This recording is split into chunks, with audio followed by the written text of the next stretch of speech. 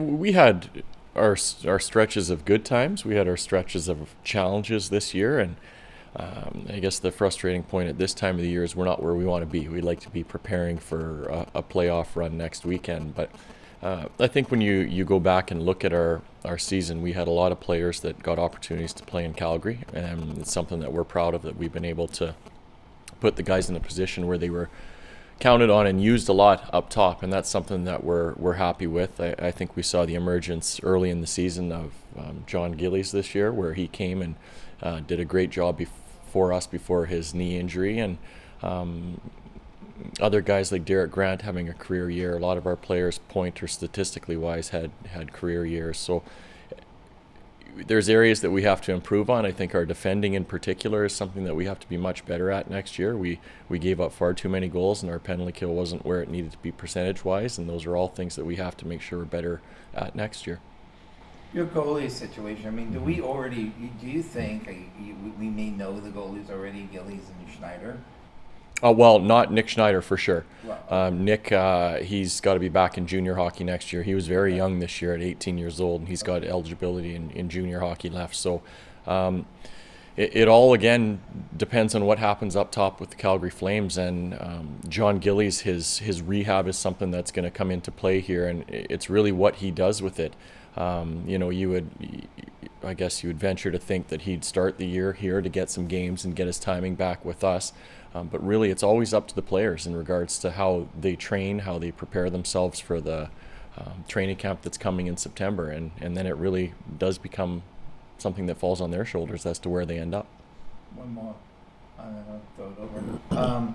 Is there anybody that you'd say surprised you in the positive sense of, not that you didn't think they were good, but maybe came out and they either starred better or for some reason were, developed quicker maybe than you thought they would? Yeah, well, surprised us. I guess Derek Grant is one guy that you can say. We didn't expect the offensive production that we got from him this year.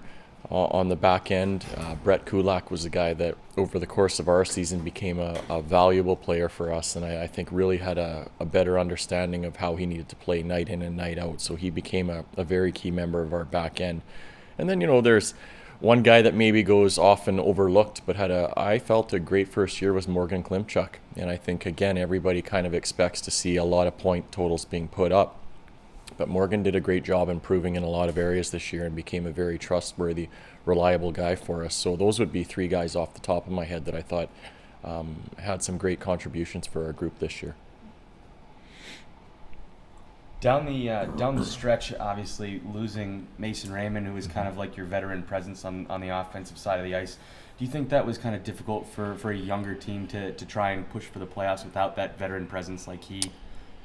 I think it hurt our power play. That was one real big thing we noticed, that when Mason was in our lineup, for the 15 games that he played, our power play had a significant jump in its effectiveness on the ice, both in generating chances and ultimately goals for our group.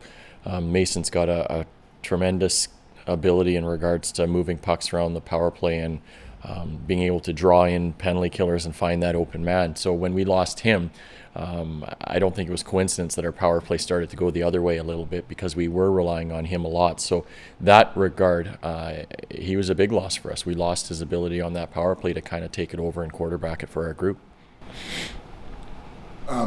Just with Gillies and his rehab, have you heard anything as far as how that's going? And is it anticipated that he'll be back for development camp? Yeah, fully anticipating he'll be back for development camp. From what we understand, he's doing great. He's in Calgary working with the guys there.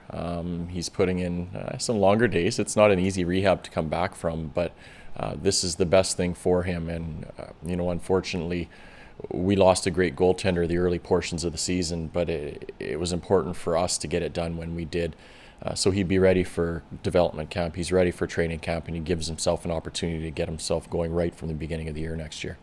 What about the reasons that you guys moved here to Stockton, as far as like the arena and the facility and the travel to make it more convenient? How did that all work? A lot of it was very positive. A lot of it was a learning experience for us as well.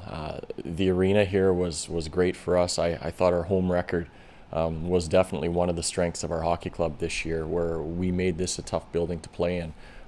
So in regards to our training facility and what we had here in Stockton, we're very happy with it. You know, the one thing we learned about quickly was the travel in California, dealing with the Los Angeles traffic. So that was something that we had to adjust with a little bit when we would make our road trips to San Diego and Ontario as well. Those are all things that we learned over the course of our season, that you have to expect the unexpected when you're working around LA when it comes to traveling and planning your trips. Ultimately, when you look back at your entire season, you guys end up as a 500 hockey club and very competitive with a lot of the top teams in the Pacific Division.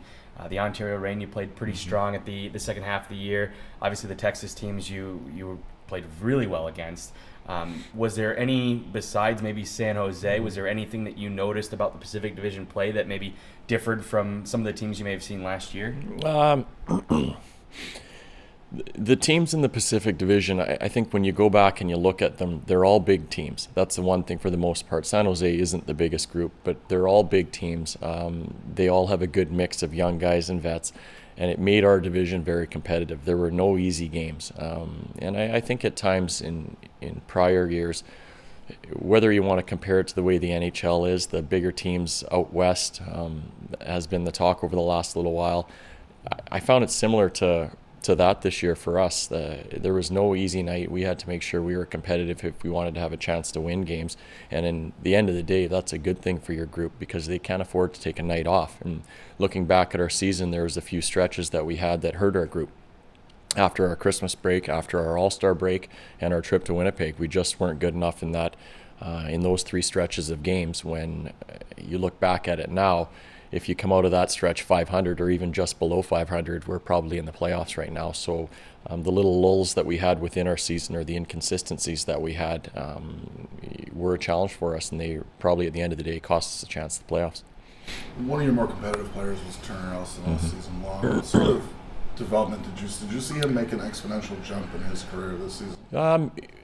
Play-wise, he brought what we expected him to bring. We saw a lot of great things from him last year. I think he took another step this year, but I think probably the biggest thing that we got from him was he's starting to become a leader. Even though he's still a young guy for professional hockey, we saw a lot more development in his leadership abilities, where he was trying to be a little bit more vocal. I think he started to push the players around him a little bit more, which isn't an easy thing to do for a younger guy.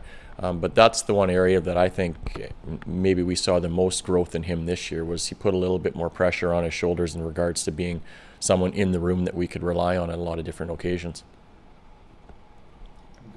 What about, there's obviously some big names on that RFA list for you guys. Mm-hmm. How much of a say does the coaching staff have in what players might be tendered qualifying offers and eventually signed to contracts that would either play with either the Calgary Flames or the Stockton Heat next year? Yeah, well, the great part about our affiliation or our relationship with Calgary is they really value opinions. They really value our feedback.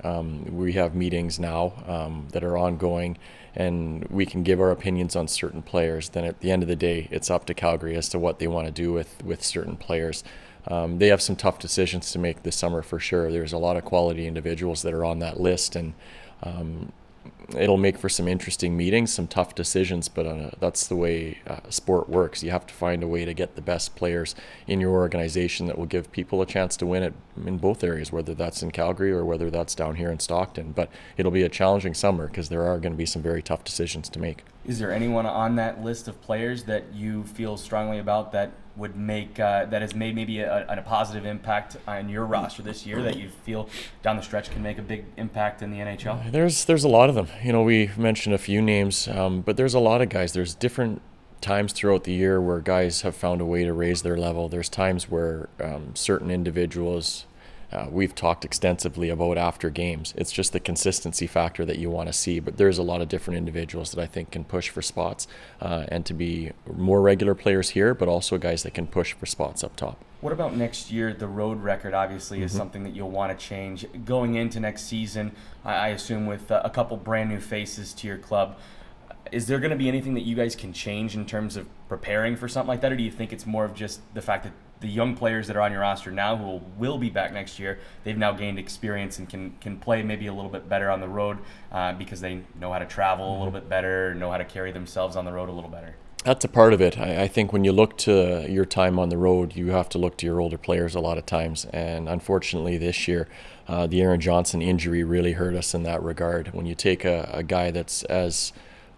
quality of a person and as good of a player in regards to how he prepares himself and how he handles himself out of your lineup for a long period of time, it hurts.